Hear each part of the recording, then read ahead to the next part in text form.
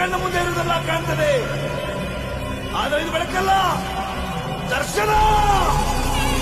ಹಿಂದೆ ನಡೆದದ್ದು ಮುಂದೆ ನಡೆಯುವುದು ಎಲ್ಲ ತೋರಿಸುವ ಬೆಳಕು ಕಾಣ್ತದ.